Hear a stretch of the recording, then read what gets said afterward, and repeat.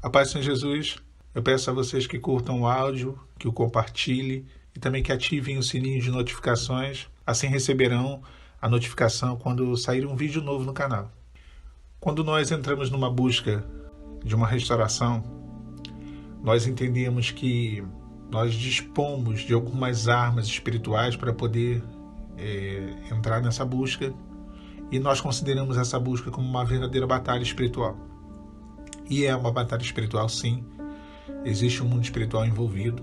E nós jejuamos, oramos, madrugamos e temos um propósito em Deus para que o Senhor resgate, a esposa, resgate o marido do aprisionamento de Satanás e de uma vida de pecado que eles passaram a viver a partir do momento que saíram de casa e que abandonaram a família. Eu sempre disse aqui no canal que a oração ela tem o poder de mudar, de trazer, transformar todas as coisas, já comentei sobre isso. Só que também eu venho comentando há algum tempo que essa oração, quando ela não cumpre o propósito de Deus, ela é uma oração inválida. Quando essa oração ela está fora daquilo que é o que Deus quer para a nossa vida, ela se torna uma oração inútil.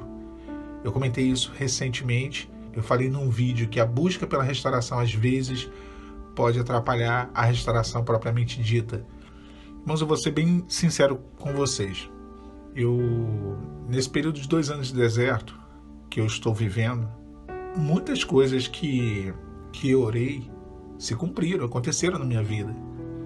Tudo que eu pedi a Deus, fora o casamento, fora a restauração do meu casamento, Deus está ouvindo tudo.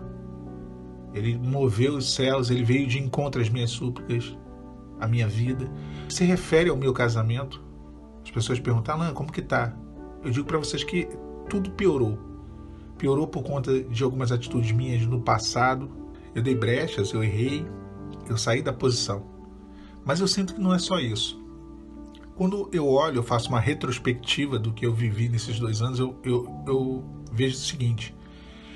Eu penso assim, olha, ou tudo está retido no que se refere ao meu casamento, parece que Deus ele fez uma conta poupança e está tudo retido nessa conta poupança, todas as minhas orações, ou as minhas orações não estão produzindo um efeito no mundo espiritual porque elas estão com a motivação errada. Porque não é possível. Nós oramos e tudo piora. Tudo piora, literalmente piora. Mas o que eu estou entendendo é o seguinte. Deus exige que a nossa vida seja totalmente entregue a Ele. Chega um momento do deserto que fica claro que Deus ele quer o seu Isaac. Ele exige o seu Isaac. Lembra de Abraão? Subiu o Monte Moriá e a ordem de Deus era que oferecesse seu filho como um sacrifício de holocausto. E é bem interessante a oferta, porque existem algumas ofertas na Bíblia. Existe a oferta de manjares, existe a oferta das primícias, existem vários tipos de ofertas.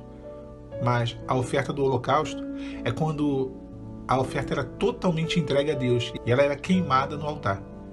Era uma entrega total.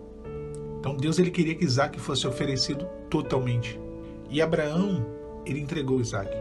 Ele deu aquilo que ele tinha de mais precioso. E aí eu fico me perguntando, irmãos, eu acho que é uma pergunta que nós devemos fazer. Será que nós estamos dispostos a entregar o nosso Isaac? A entregar a Deus, a dizer, Senhor, está aqui, ó, meu marido, está aqui a minha esposa. Agora é contigo, Senhor. É o que o Senhor quiser, vai ser da forma que o Senhor quiser. Irmãos, tem uma hora que realmente a nossa oração ela tem que se voltar totalmente para a nossa vida espiritual. Não mais para o marido e para a esposa. Pontualmente, você deve sim orar por eles. Uma situação que se levanta, às vezes o seu marido ou a sua esposa entra com uma ação na justiça, relacionada aos filhos, você vai reverter isso na oração. Às vezes você vê que o caminho novo que ele está seguindo de pecado pode levar ele ou ela a uma destruição, a uma ruína e até uma morte física. Você vai entrar com uma oração pontual. Às vezes ele fica doente, ela fica doente, ou você vai entrar com uma oração intercessória pontual. Você não vai deixar de orar por eles. Agora, você priorizar, você voltar o seu coração, o seu choro, as suas lágrimas, as suas madrugadas para uma pessoa, eu tenho certeza absoluta que não é isso que Deus quer. Eu sou o Senhor, esse é o meu nome, e a minha glória não a daria a outro. Deus não divide a glória dele com ninguém. Deus exige o nosso coração inteiro, todo o nosso coração. O primeiro mandamento é: amarás o Senhor teu Deus acima de todas as coisas e de todo o vosso coração. Deus quer o coração inteiro nosso, a totalidade. Eu vejo o mancebo de qualidade, aquele jovem rico que chega perto de Jesus e fala: bom mestre, o que eu hei de fazer para herdar a vida eterna? E Jesus responde: por que me chamas de bom, se só há um bom, que é o Pai que está no céu? Cumpre os mandamentos, né? Amarás o Senhor teu Deus acima de todas as coisas e amarás o teu próximo como a ti mesmo. E ele fala: Senhor, tudo isso eu tenho feito desde a minha mocidade. Ou seja, eu pratico isso desde sempre. E Jesus fala: vai, vende tudo que tu tens e dá aos pobres. E ele se entristece. Porque, embora ele conhecesse os mandamentos, ele não o cumpria. E Jesus ele fala: amarás o Senhor teu Deus acima de todas as coisas. Esse é o principal mandamento. Só que a riqueza dele estava acima de Deus. O coração daquele jovem estava nas suas riquezas. Por isso que ele se entristeceu e ele não pôde seguir a Jesus. Porque ele não estava disposto a abrir mão daquilo. Lembra de Abraão? Abrir mão de Isaac. E o jovem mancebo de qualidade, abrir mão da sua riqueza. Irmão, irmã, você tem que abrir mão do seu marido, abrir mão da sua esposa por Deus. Entrega o teu Isaac. Lembra de Joquebede? Ela pega Moisés e ela abre mão de Moisés, ela coloca Moisés no rio Nilo. Lembra de Jacó? Ele abre mão de Benjamim para que pudesse os seus filhos irem até o Egito. Lembra do pai do filho pródigo? Ele abre mão do seu filho para que um dia o seu filho pudesse voltar. Lembra de Oséias? Ele abre mão de Gomer, a sua esposa, e um dia ele a compra no mercado de escravos.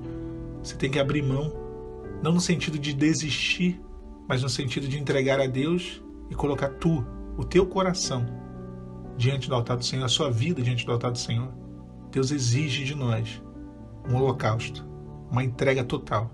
Se estiver faltando 1%, não está inteiro. Deus ele quer o nosso coração inteiro. A palavra fala que os olhos do Senhor percorrem a terra para fazer firme aquele cujo coração é totalmente dele. Eu vou falar para vocês, hein? É fácil levantar 3 horas da madrugada, fazer um jejum prolongado por alguém. É uma motivação humana, uma motivação humana. Você está jejuando, orando, madrugando por alguém, por uma pessoa. Agora, quando você não está mais focado na pessoa e você tem que focar em Deus, na sua comunhão e intimidade com Deus, o buscar primeiro o reino de Deus, né? Você toma isso como o versículo do teu deserto: buscar primeiro o reino de Deus e todas as demais coisas vos serão acrescentadas. Aí a motivação some.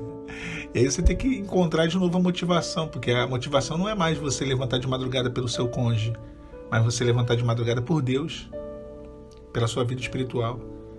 Será que você consegue? Será que eu consigo? Eu tenho vivido, confesso para vocês que eu tenho vivido algumas experiências muito gostosas assim com Deus, de levantar de madrugada e orar em línguas estranhas, e cantar louvores, de subir o monte só para cantar louvores, ficar olhando as estrelas, orando ao Senhor, agradecendo a Deus. Quando nós reparamos o milagre de Jesus, da multiplicação dos pães, Jesus ele não pediu nada ao Pai. Ele pegou o pouco que tinha e ele multiplicou, e ali o milagre aconteceu. Mas ele, tendo dado graças, repartiu o pão e o peixe. Ele glorificou, ele agradeceu. A multiplicação dos peixes e dos pães se deu através da glorificação, não foi através de um pedido. Olha que interessante. Será que nós temos tido essa vida com Deus? Não, porque nós não queremos essa vida com Deus. Queremos esposa, queremos marido, queremos noivo, noiva, namorado, namorada, companheiro, companheira. Vida com Deus ninguém quer. Por isso que aquele mancebo de qualidade foi embora triste e não seguiu Jesus, porque ele não estava disposto a abrir mão daquilo que ele mais amava, que era a sua riqueza. Como Abraão abriu mão daquilo que ele mais amava, que era Isaac. A palavra diz que ele sabia que Deus era poderoso para ressuscitar Isaac dos mortos. Se fosse necessário, ele matar Isaac, Deus ressuscitaria. Será que você está disposto? Será que eu estou disposto? Será que estamos dispostos? Depois de 2 anos nesse deserto, eu sinceramente creio demais que o nosso coração entregue totalmente a Deus é sim a chave de saída desse deserto. Que Deus te abençoe. A paz, Senhor Jesus.